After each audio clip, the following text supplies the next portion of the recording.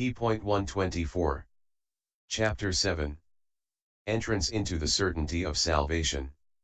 Subhuti, a bodhisattva should train in perfect wisdom if he wants to fulfill the 6 perfections, to comprehend form, etc., to forsake greed, hate, and delusion, the fetters, unwholesome tendencies and obsessions, the yokes, the 4 floods, the 4 bonds, the 4 graspings, the 4 perverted views, to forsake the 10 unwholesome ways of acting and to fulfill the 10 wholesome ways of acting, etc. too, if he wants to fulfill the intentions of all beings. When he has fulfilled all these wholesome roots, he will as a result not fall into the states of woe, is not reborn in low-class families, does not abide on the level of a disciple or Pratyekabuddha. In addition, such a bodhisattva does not fall from the summits. Sariputra, how does a bodhisattva fall from the summits? Subhuti, when he courses without skill in means in the 6 perfections. One speaks of the rawness of a bodhisattva if, having entered on the concentrations of emptiness, the sign-less, and the wish-less, he does not fall on the level of a disciple or a Pratyekabuddha, but, being unskilled in means, also does not enter into a bodhisattva fs, distinctive, way of salvation. Sariputra, for what reason is that called a bodhisattva fs? Rawness. Subhuti, a bodhisattva fs craving for separate dharmas is called rawness. Sariputra, what is the craving for separate dharmas? Subhuti, here a bodhisattva, who courses in perfect wisdom, settles down in the idea that form, etc., is impermanent, insists on it and holds it to be true. This is called the rawness of adaptable craving for separate dharmas on the part of a bodhisattva. And the same holds good when he settles down in such ideas as form, etc., is ill, not self, empty, sign-less, wish-less. Or in, this is form, etc., should be forsaken, by him form, etc., should be forsaken. This ill should be comprehended, by him ill should be comprehended. This origination should be forsaken, by him origination should be forsaken. This stopping should be realized, by him stopping should be realized. This is defilement, this purification. These dharmas should be tended, those should not be tended. Here a bodhisattva should course, there he should not course. This is the path of a bodhisattva, that is not. This is the training of a bodhisattva, that is not. This is a bodhisattva fs perfection of giving, etc., that is not. That is the ripening of the bodhisattva, the great being. If a bodhisattva, who courses in perfect wisdom, settles down in these dharmas, insists on them, holds them to be truly real, that is the rawness of his acting in conformity with the craving for separate dharmas. Sariputra, what is the ripening of a bodhisattva? Subhuti, here a bodhisattva, who courses in perfect wisdom, does not review the subjective objective emptiness in the subjective emptiness, nor the subjective in the objective, nor the subjective objective in the objective, nor the objective in the subjective, nor the emptiness of emptiness in the subjective emptiness, and so on for all the kinds of emptiness. It is thus that a bodhisattva, who courses in perfect wisdom, enters into the ripening of a bodhisattva. A bodhisattva, who courses in perfect wisdom, should train himself to cognize form, etc., to develop the limbs of enlightenment, etc., and to cognize the 18 Buddha dharmas. But he should not fancy himself for any of this. It is thus that a bodhisattva, who courses in perfect wisdom, should cognize his thought of enlightenment, should cognize his even thought, should cognize his exalted thought, but should not, because of that, fancy himself. And why? Because that thought is a non-thought, since in its essential original nature it is transparently luminous. Sariputra, what is the transparent luminosity of thought? Subhuti, it is a thought which is neither conjoined with greed, nor disjoined from it, which is neither conjoined with hate, delusion, obsessions, coverings, unwholesome tendencies, fetters, or what makes for views, nor disjoined from these. Saraputra, that thought which is a non-thought, is that something which is. Subhuti, does there exist, or can one apprehend, in this state of absence of thought either a there is or a there is not? Saraputra, no, not that. Subhuti, was it then a suitable question when the Ven Saraputra asked whether that thought which is a non-thought is something which is? Saraputra, what then is the state of absence of thought? Subhuti, it is without modification or discrimination. It is the true nature of all dharmas. This is called the unthinkable no-thoughthood. Saraputra, and just as that no-thoughthood is without modification or discrimination, in the same way also form, and all dharmas up to enlightenment, are without modification or discrimination. Subhuti, so it is, Saraputra.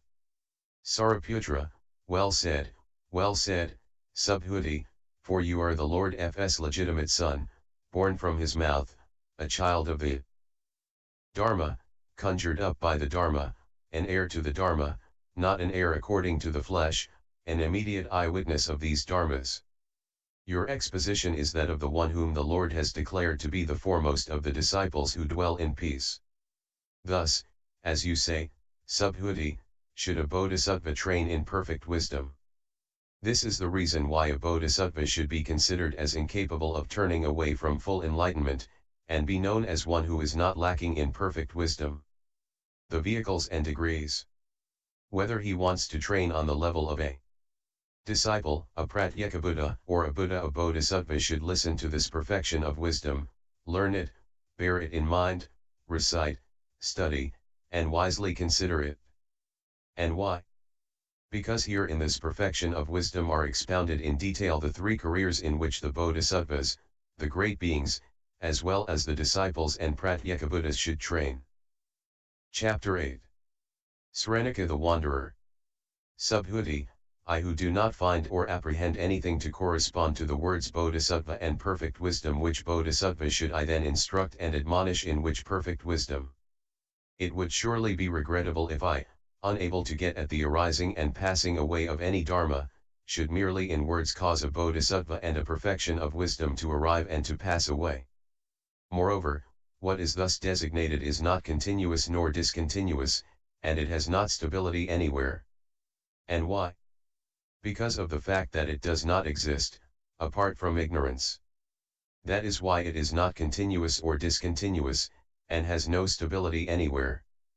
I do not get at the arising and passing away of form, etc., nor do I see it when reviewing. And so for the other dharmas up to, the suchness of all dharmas. To what then could that word bodhisattva refer? And what is thus designated is not continuous or discontinuous, it has no stability anywhere. Because apart from ignorance, it does not exist. Moreover, the reality corresponding to bodhisattva taken as a conventional term for a dharma, as a concept of a dharma, cannot be expressed by anything, from form to the Buddha dharmas.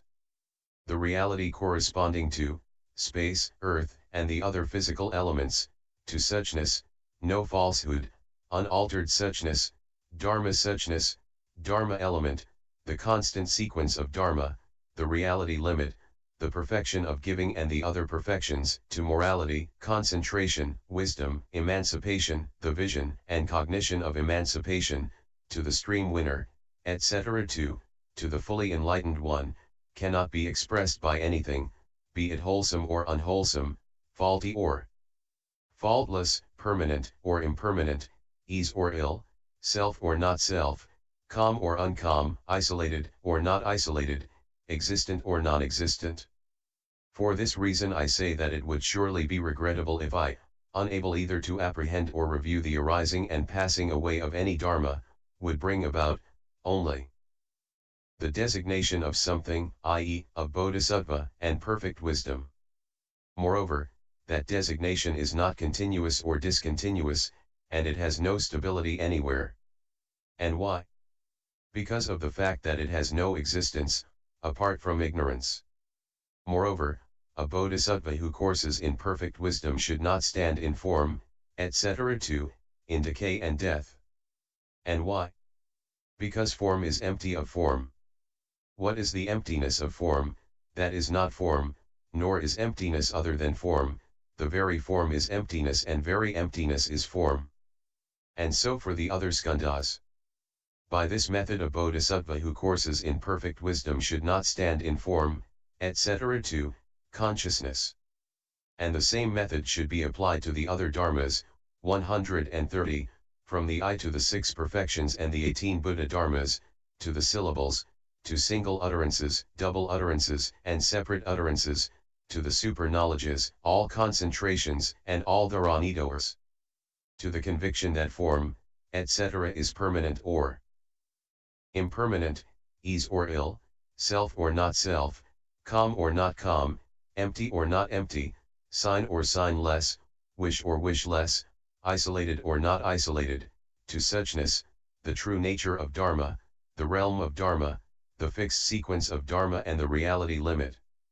If a bodhisattva who courses in perfect wisdom stands in form, etc. with a mind devoid of skill in means and prone to eye-making and mind-making, then he courses in the formative influence of form, etc., and not in perfect wisdom. And why? Because while coursing in formative influences, a bodhisattva cannot gain perfect wisdom, nor make endeavors about, or fulfill it. When he does not fulfill perfect wisdom, he cannot go forth to the knowledge of all modes. And why? Because form cannot be appropriated. But the non-appropriation of form is not form, on account of the emptiness of its essential original nature.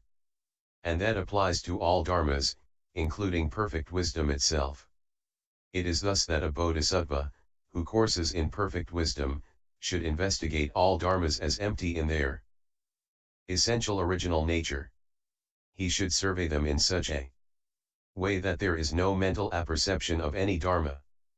This is the concentration circle of the bodhisattva, which is called the non-appropriation of all dharmas. Vast, noble, and fixed on infinitude, to which all disciples and Pratyekabuddhas have no claim, and in which they have no share. Dwelling in this concentration circle, a bodhisattva will go forth to the knowledge of all modes. But also that knowledge of all modes cannot be appropriated, on account of the emptiness of the subject, and all the other kinds of emptiness. And why? Because the knowledge of all modes should not be seized through a sign, for sign is defilement. What again is sign? Form, etc. The reality limit are signs, and they all are called defilement.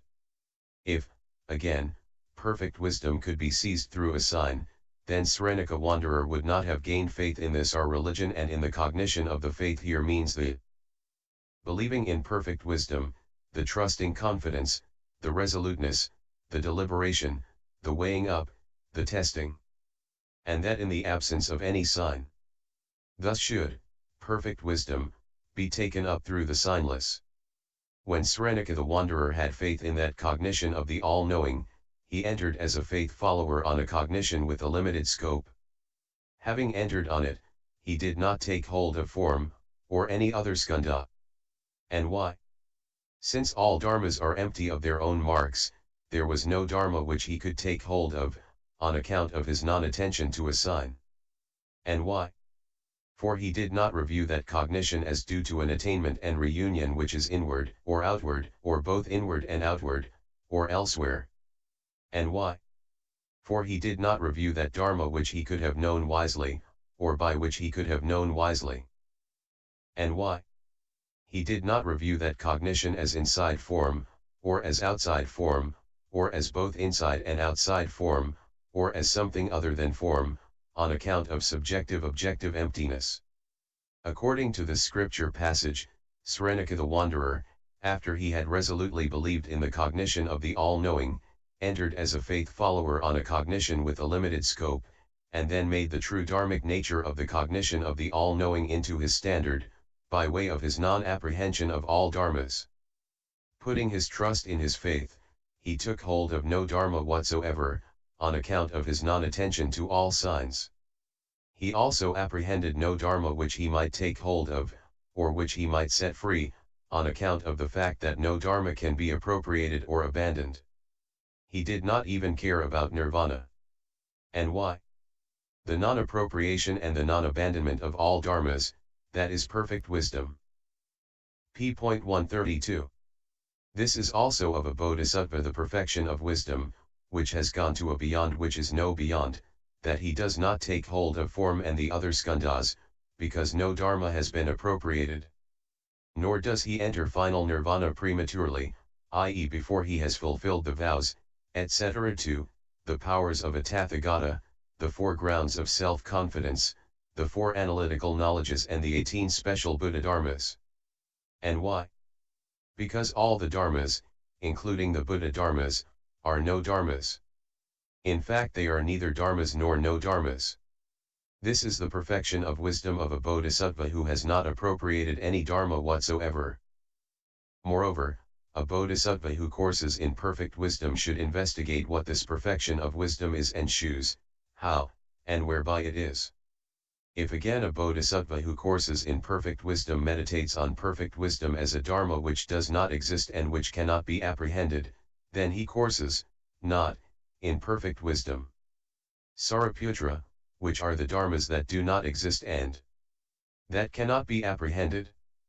Subhuti, the perfection of wisdom, and the other perfections, the emptinesses, skandhas, suchness, etc. On account of the 18 kinds of emptiness. And if the thought of a bodhisattva who courses in perfect wisdom and investigates and meditates in such a way does not become cowed or stolid, does not tremble, is not frightened or terrified, then that bodhisattva should be known as not lacking in perfect wisdom. A.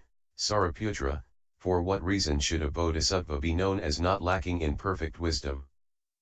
Subhuti, form, etc., is lacking in the own being of form, etc. Sariputra, what then is the own being of form, etc.?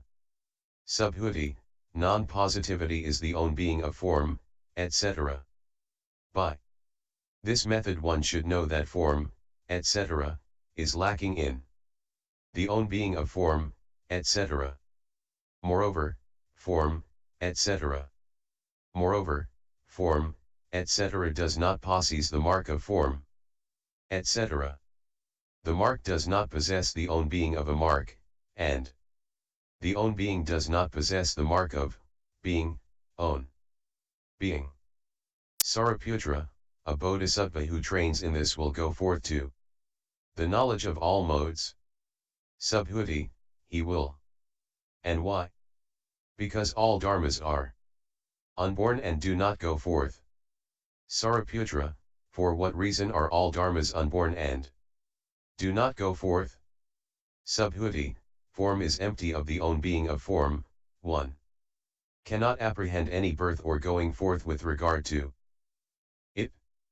And so for all dharmas, up to the reality limit. It is thus that a bodhisattva, who courses in perfect wisdom, comes near to the knowledge of all modes.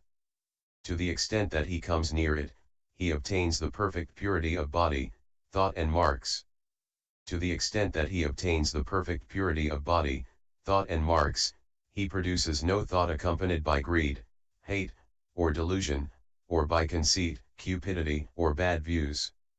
Owing to the non-production of such thoughts he is never again reborn in the belly of a mother, but constantly and always he is reborn apparition ally. From Buddha field he passes on to Buddha field, honors the Buddhas, the Lords, matures beings and purifies the Buddha field. Until the time that he knows full enlightenment he is never again deprived of those Buddhas and Lords. It is thus, Sariputra, that a bodhisattva come near to full enlightenment. p.134. Chapter 9. The Sign. See, if, O Lord, a bodhisattva, who is unskilled in means, coursing in perfect wisdom courses in form, etc., or in any idea about form, etc., being permanent or impermanent, etc., then he courses in a sign, and not in perfect wisdom. If a bodhisattva, who is unskilled in means, coursing in perfect wisdom thinks that I course in perfect wisdom, then he courses in a basis, then he courses in a sign, and likewise when it occurs to him that he who courses thus, courses in perfect wisdom and develops it. This should be known as a bodhisattva's lack of skill in means. Sariputra, for what reason should that be known as a bodhisattva's lack of skill in means? Subhuti, because such a bodhisattva, when coursing in perfect wisdom, insists on form, etc., perceives it, is intent on it, and in consequence he courses in the formative influence of form, etc. I know that he is not released from birth, decay, and death, sorrow, sickness, lamentation, pain, sadness, and despair, that he is not released from the great suffering.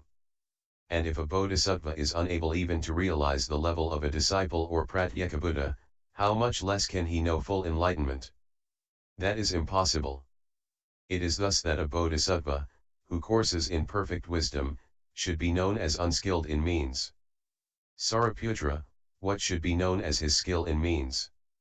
Subhuti, a bodhisattva, who courses in perfect wisdom, does not insist on form, etc., does not perceive it, is not intent on it. He does not course in form, etc., nor in the sign of form, etc., nor in the conviction that form, etc., is permanent, etc. And why? For what is the emptiness of form? Not that is form, and no other than form is emptiness, no other than emptiness is form, etc. It is thus that a bodhisattva should be known as having skill in means. A bodhisattva, who courses thus in perfect wisdom, is able to know full enlightenment. Furthermore, a bodhisattva does not course in perfect wisdom if he approaches any dharma, or does not approach it, or both approaches and does not approach it, or neither approaches nor does not approach it. Sariputra, for what reason does a bodhisattva, who courses in perfect wisdom, not approach any dharma? Subhuti, because the own being of perfect wisdom cannot be apprehended. And why? Because perfect wisdom has non-existence for own being. In this way a bodhisattva does right approach the idea that I course in perfect wisdom, or the idea that I do not course in it, or I course and I do not course, or I neither course nor do I not course. And why?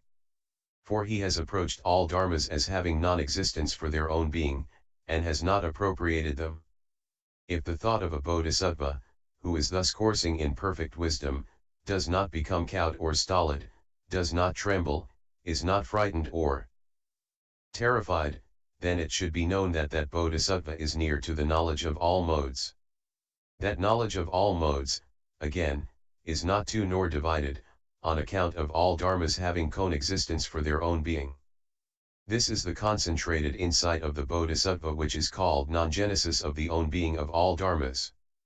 Vast, noble, and fixed on infinitude, to which no disciple or Pratyeka can lay claim. When he dwells in this concentrated insight, a bodhisattva will quickly win full enlightenment. Sariputra, dwelling.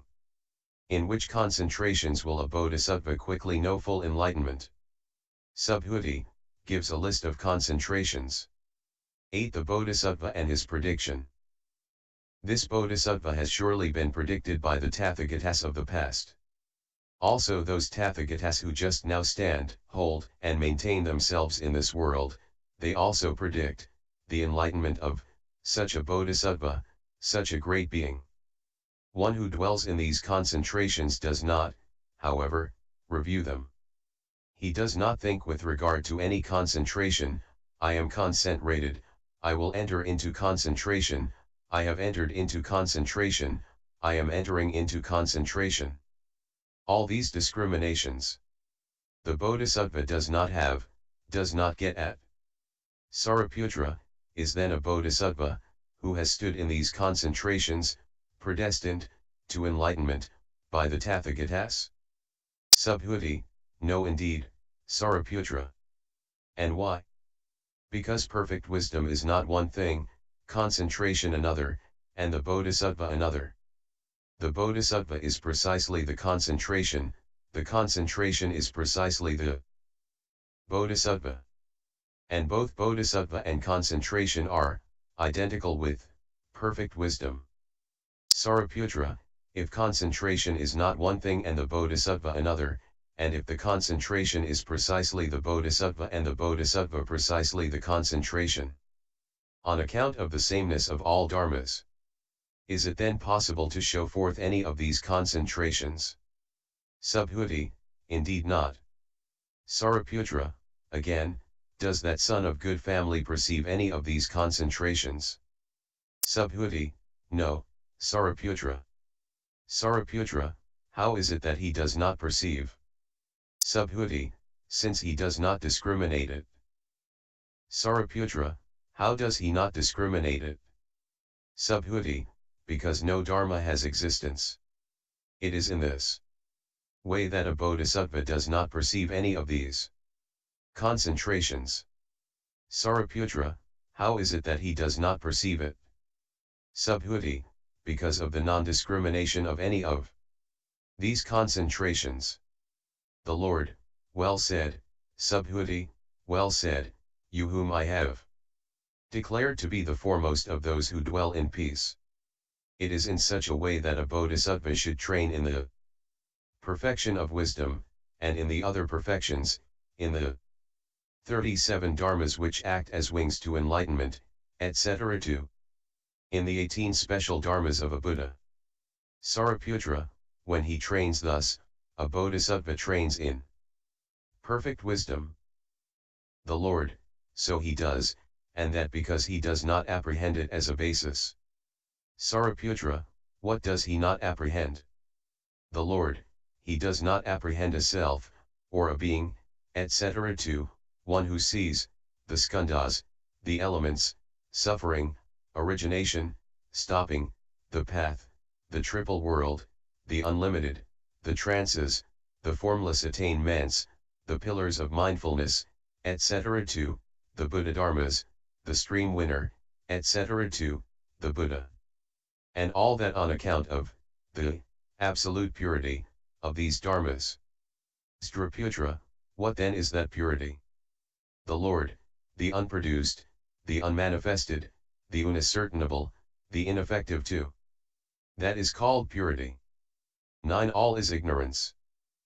A. Sriputra, when he thus trains, which dharmas does a bodhisattva train himself in? The Lord, he does not train in any dharma at all. And why? Because these dharmas do not exist in such a way as the foolish common people are wont to suppose. Sriputra, how then do they not exist?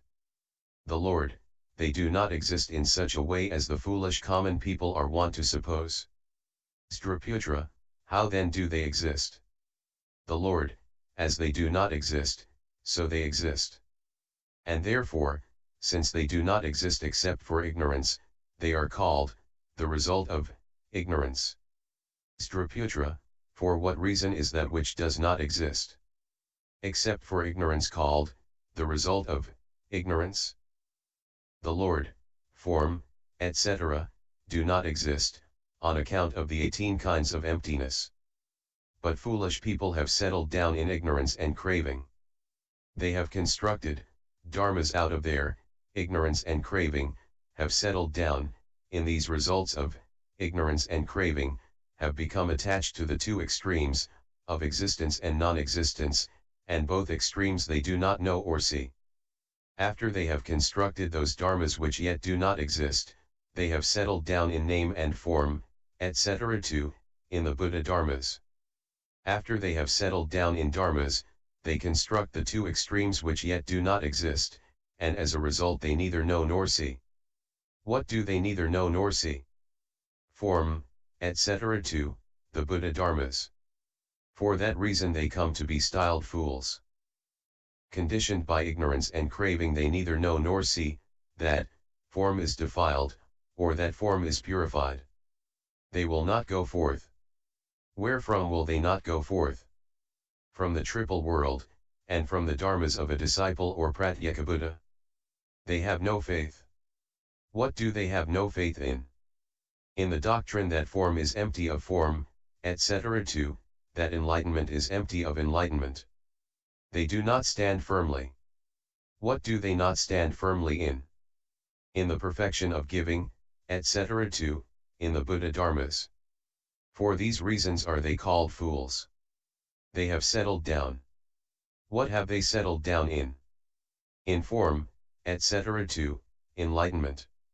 Sariputra, when he trains thus, is a bodhisattva trained in perfect wisdom, and will he go forth to the knowledge of all modes. The Lord, a bodhisattva who trains thus is not trained in perfect wisdom, and will not go forth to the knowledge of all modes. Here, Sariputra, a bodhisattva, unskilled in means, constructs the perfection of wisdom, and settles down in it. He constructs the other perfections, all dharmas, and the knowledge of all modes. In that case a bodhisattva is not trained in perfect wisdom, and will not go forth to the knowledge of all modes. Sariputra, a bodhisattva, who is trained thus, is not trained in perfect wisdom, and will not go forth to the knowledge of all modes. Sariputra, how then must a bodhisattva train in perfect wisdom, so that as a result he goes forth to the knowledge of all modes? The Lord, when a bodhisattva, who courses in perfect wisdom, neither apprehends nor reviews perfect wisdom, when he thus courses and trains in perfect wisdom, then he will go forth to the knowledge of all modes, in consequence of his non-apprehension.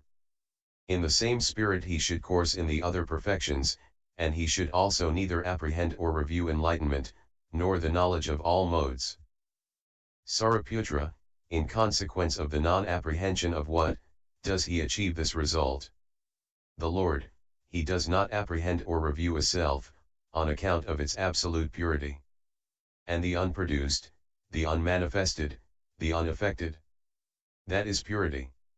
See, one who is unskilled in means constructs form, etc. 2, consciousness, I, etc. 2, mind, form, etc. 2, dharmas, I element, form element, I consciousness element, etc. 2, mind element, mind objects element, mind consciousness element, ignorance, etc. 2, decay and death, the 18 kinds of emptiness, the 6 perfections, the 37 dharmas which are the wings to enlightenment, the trances, super knowledges, unlimited, formless attainments, the 10 powers of a Tathagata, etc. 2, the knowledge of all modes. The bodhisattva does not get at a self, or a being, a soul, a person, a personality, an individual, a man, a youth, one who does, one who knows, one who sees. And why? Because, absolutely, a self does not exist and cannot be apprehended. He also does not get at form, etc. 2, consciousness I, etc. 2, mind, form, etc. 2, dharmas, I element, form element, I consciousness element, etc. 2, mind element, mind objects element, mind consciousness element.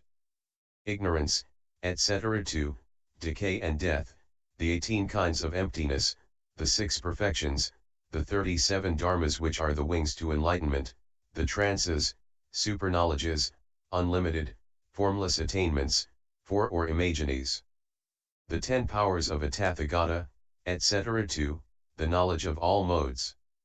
The bodhisattva does not get at a self, or a being, a soul, a person, a personality, an individual, a man, a youth, one who does, one who knows, one who sees. And why? Because, absolutely, a self does not exist and cannot be apprehended. He also does not get at form, etc. 2, consciousness, I, etc. 2, mind, form, etc. I, form, I consciousness, etc., conditioned co-production, the formless attainments, the holy truths, development.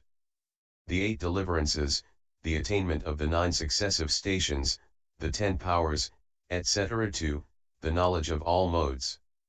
How does he not get at them? Through their connection with selfhood. And why?